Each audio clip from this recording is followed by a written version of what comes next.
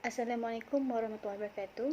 Nama saya Siti Ainan Syamim binti Syukran. Nama metrik 054467. Okay, saya akan membentangkan mengenai qanaah dalam tarikat. Okay, pengertian qanaah dari sudut bahasa bermaksud menerima apa adanya dan tidak tamak. Dan menurut Kamus Al-Munawwir, asal perkataan qanaah itu adalah qani'u wa qanu'u wal qani'u. Iaitu maksud merasa puas dengan setiap perkara yang diterima dan rela dengan apa adanya.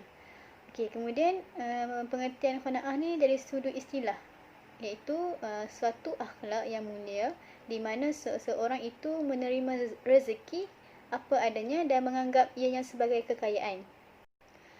Okey, seterusnya menurut Hamka, qanaah ialah menerima sesuatu dengan cukup. Ada 5 perkara dalam qanaah, iaitu yang pertama, menerima dengan rela apa adanya. Yang kedua, memohon kepada Tuhan tambahan yang wajar dan berusaha. Yang ketiga, menerima dengan sabar setiap ketentuan Tuhan. Yang keempat, bertawakal kepada Tuhan. Dan yang kelima, tidak tertarik dengan tipu daya dunia. Okay, pengertian qanaah dalam Al-Quran dan hadis berdasarkan firman Allah Subhanahu Wa Taala dalam surah Ibrahim ayat yang ke-7. Maksudnya, dan ingatlah juga tak kala Tuhanmu memaklumkan sesungguhnya jika kamu bersyukur, pasti kami akan menambah nikmat kepadamu, dan jika kamu mengingkari nikmatku, maka sesungguhnya azabku sangat pedih. Okey, berdasarkan ayat ni nak menjelaskan tentang sifat kufur tu sendiri. Yang mana kufur ni adalah sebuah sikap yang tidak berpuas hati dengan nikmat yang diperolehi dari Allah Subhanahu Wa Taala. Dan orang yang bersifat semikian akan merasa sentiasa tidak cukup dengan apa yang dia miliki. Dan perkara ni bertentangan dengan konsep qanaah, iaitu terima segala ketentuan dengan hati yang ikhlas dan redha. Okey, seterusnya daripada hadis daripada Abu Hurairah radhiyallahu anhu, iaitu laisal ghina an kasratil aradi walakinal ghina ghinal nafsi. Bermaksud bukanlah kaya itu tentang banyaknya harta, akan tetapi kaya itu adalah kaya jiwa.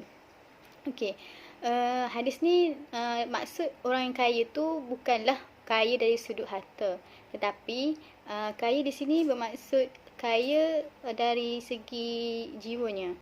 Okey, konsep qanaah dalam tarikat tasawuf.